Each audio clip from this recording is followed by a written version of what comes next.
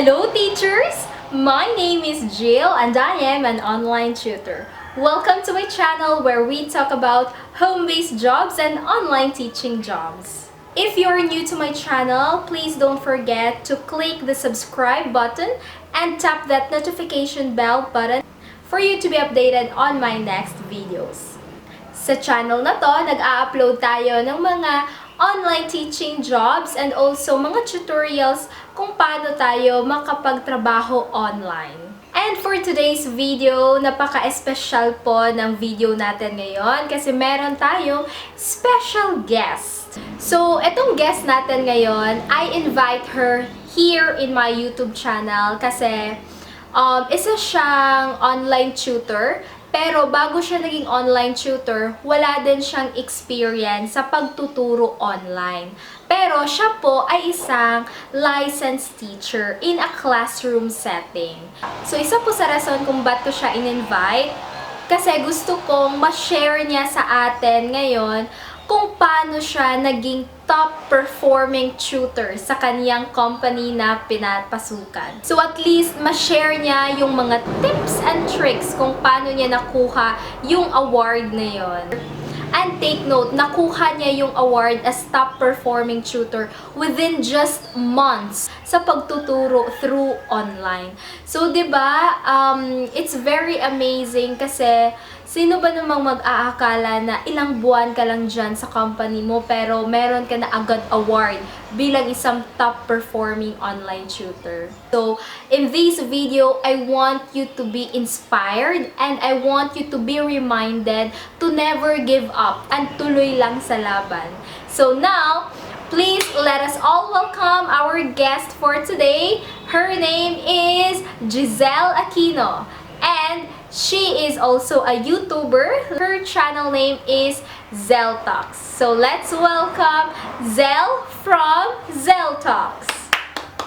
Hello guys, I am Zell from Zell Talks. I am a full-time teacher in a traditional classroom setup and I am also a part-time ESL teacher. I am very thankful to Tutor Jill for giving me this opportunity to share to you some of my experiences as an online tutor. So I hope that you will keep on watching until the very end of this video. So let's go! So let's answer the first question. Why did you apply as an online tutor? Before I answer that question, let me just give you a little background of the company that I am working with. So I am actually working with 51 Talk. It's a company that is based in China and we are teaching English to our Chinese students. So I applied as an online tutor because of one practical reason, and that is for me to earn extra. It is also ideal for me dahil aside sa profession ko na talaga ang magturo, it is also very convenient because I can always do it at home. Basta may laptop lang at internet, kayang-kaya mo na talagang maging online tutor. And I am also very eager and doing new things. And that time, when I had nothing to do and wala na akong maisip na ma-applyan dito sa Cebu City, so ayun, nag-apply ako as an online tutor in 51 Talk. And thankfully, ay natanggap naman din ako. Second question, what's your previous job? So I am actually a call center agent before, but right now I am a full-time teacher and at the same time I am also a part-time ESL teacher. Being a call center agent was really a plus for me, and also during the interview it was also asked if I experienced being a call center agent. I think the reason is because when you experience being a call center agent, you are already confident with the English language. And I think that's really true because my experience as a call center agent helped me to become confident in conversing the English language to my Chinese students. Years being an online tutor. Actually, hindi pa po talaga ako nakaabot ng isang taon dito as an online tutor. Pero, I am already an online tutor before I became a full-time teacher in a classroom setup. So, I think it was around 4 to 5 months and I needed to stop kasi when I was hired, hindi ko na po masabay yung pagiging full-time teacher ko at pagiging ESL teacher ko. Sobrang busy po kasi namin. Like at the end of our class, we still have one-on-one tutor with a certain student and we also have meetings every now and then. So, hindi naman pwede na hindi ako umattend sa meeting namin kasi I have a class with 5 and Talk. So, ayun, I needed to stop. Pero, this vacation, around May, I've applied again as an online tutor with 5 and Talk kasi wala akong masyadong ginagawa and I wanted to be productive. So, kung i-add ko po lahat ng months na nandito po ako sa platform na ito, I think it's gonna be around 7 to 8 months. So, hindi pa po talaga siya nakaabot ng isang taon. Next question, how to become an effective online tutor? So, I have a lot of advices to give, but I will just highlight few of what I think can help you to become an effective online tutor. So first, you must be confident of what you are doing. So you must know also what you are doing. Kasi kapag hindi ka confident sa ginagawa mo, masisense kasi yun ng parents or ng mismo estudyante, and that will result to a bad feedback, which is also one of the reasons why you'll get low bookings. And also, I'm not saying that you must be very, very good of the English language kasi we are not really born speaking this language. But what I'm trying to say is that at least be confident with what you're doing. Show to your student and to the parents that they did not fail choosing you as a teacher to become the online tutor of their kids. Next, never stop learning. So, wala naman kasing tao na magaling na the first time they do something. So, we learn along the way and that's also what I would like you to do. Huwag din pong kalimutan mag-attend ng mga trainings if you have with your company and also watch videos po like sa YouTube. Accessible lang naman po yung mga videos kung saan makakakuha po tayo ng mga learnings or ng mga strategies from other teachers kung paano nga po ba maging effective online tutor. And next, you have to learn from your mistakes. Learn from your experiences, learn from your mistakes. Next question, how to get regulars. So I think one that is most effective to me is yung kaibiganin mo yung estudyante or magpasip-sip ka sa mga parents. Kumbaga, magpakitang gilas ka, give your 100% to every class that you have. Do something that will make the student remember you. Also, be very likable, be very friendly and approachable to the student. Don't forget to smile always. So, yan yung laging reminder every training na dapat we are always smiling in front of our students. Next question, how to become a top performer? Actually, hindi ko po talaga masasabi na sobrang galing ko as an online tutor. Minsan nga, naiisip ko na baka tsamba lang yung nangyari. But I have this experience last month of June wherein I became a top performer in our team. And I think these are the reasons why. So first, you have to have no attendance issues. Dapat hindi ka po late, wala ka pong absent. So, no po talaga tayo sa tardiness. Next po, dapat magbibigay po tayo ng quality na class or lesson dun sa mga students natin. Dapat sinusunod po natin yung standard sa pagtuturo ng kanya-kanya nating mga companies. Last po, dapat po ay marami kang bookings. If you have more classes, then you have more chances to become a top performer in your company. So next question, what's the difference between a teacher and a classroom setup and an online tutor? I think hindi naman masyadong malaki talaga yung difference between the two. Siguro limited lang. Kasi 'di ba kapag online class, hindi mo nakikita in person yung student, hindi mo siya kaharap. So you are just interacting virtually. So you do not have a control with the student, especially po kids. Talagang sobrang hirap po i-manage ng mga kids. I think that's one thing na disadvantage kapag virtual lang yung klase.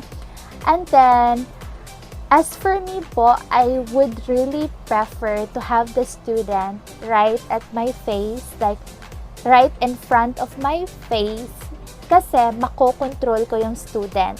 Pero kapag online lang, nakaka-boring po kasi yung parang umuupo lang sila sa harapan ng computer or ng laptops and then you are having your discussion. Pero in other online platforms naman, they are doing things like mayroon silang games kung saan it's animated so that the class will be a lot more fun. So, ayun.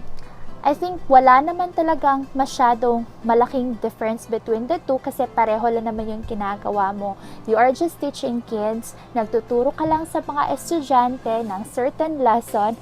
Yung difference lang talaga is that wala ka sa mismong physical classroom. You are just in an online classroom or a virtual classroom. Next question. Which do you prefer to teach kids or adults? Why? Personally po, I like teaching students aging 12 and then around 20s. It's not that I don't like teaching kids or I don't like teaching adults. It's just that feeling ko sa mga kids, less po talaga yung patience ko. Like, hindi po ako yung type ng person na very patient. Like, nakakawala po talaga ng patience yung mga estudyante na sobrang hilig po nilang maggalaw-galaw sa camera. Like, hindi mo po talaga sila makokontrol. Siguro if the parent is around or if the parent is beside the student, that's okay. Pero sobrang hirap pong i-catch ng atensyon ng mga kids. Kaya dapat patient ka, dapat talagang ikaw po yung klase ng tao na mahilig po sa mga bata. I think hindi kasi ako ganun, like I don't like kids all the time. Maybe sometimes, ganun.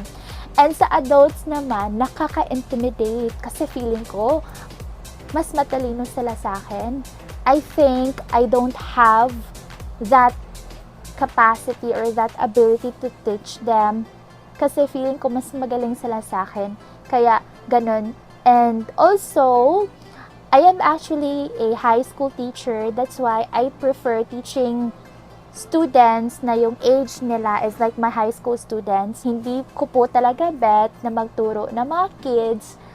Siguro kapag Sunday school, okay lang.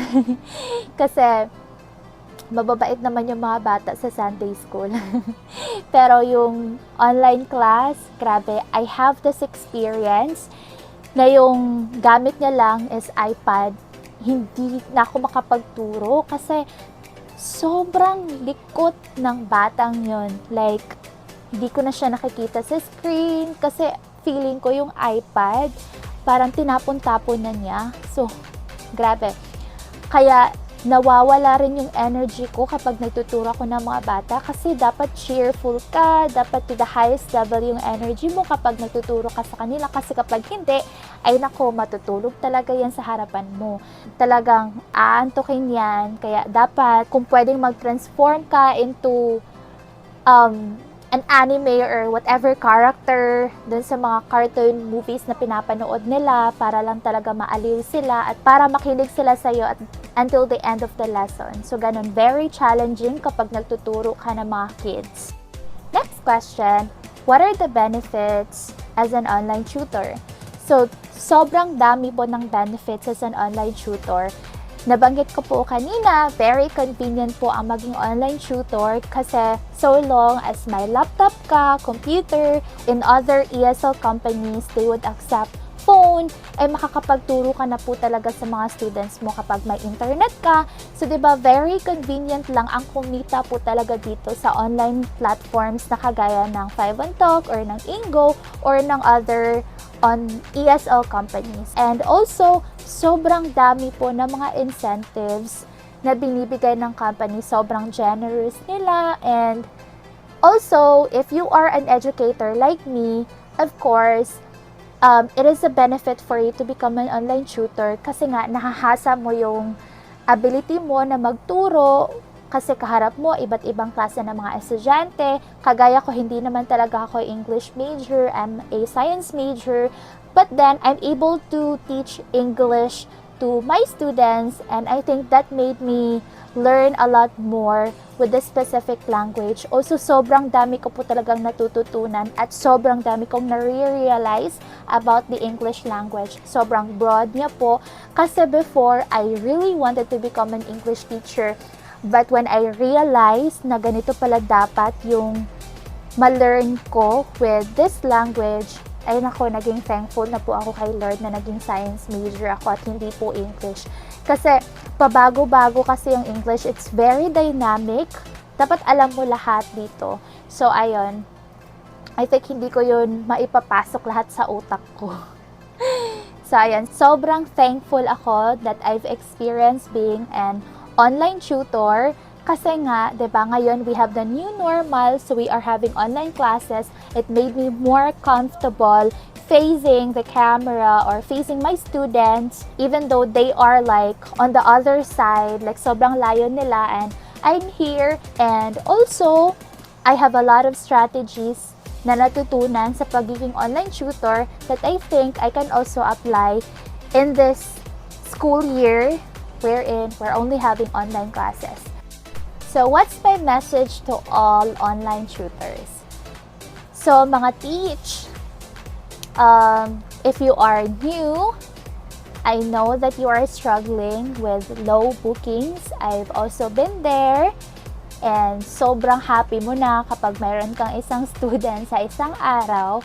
Pero teach, just hold on kasi I believe that your time will also come and other students will notice you kung kaano ka kagaling na teacher, and those students will become your future regulars. So just hold on and just keep on giving your best in every class that you have.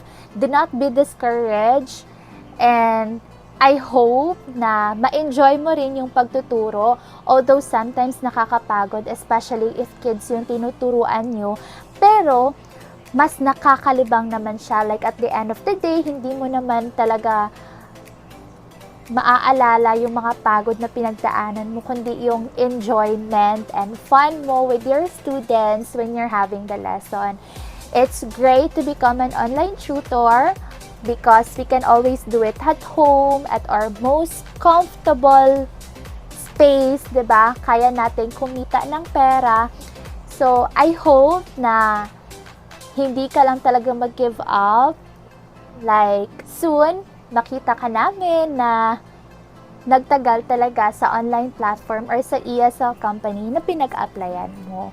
And for those who are old in this platform, just keep on learning pa rin kasi as time goes by, maraming pagbabago at maraming dapat matutunan. So, just be open to new learning. Actually, right now po ay naka-leave po ako kasi I have a lot of things to do and a lot of things to prepare, especially that we are having this new normal po and sobrang struggle po na maging teacher kasi kailangan pong mag-adjust into this online class. So, hindi ko pa po talaga ma-insert yung pagiging ESL teacher ko.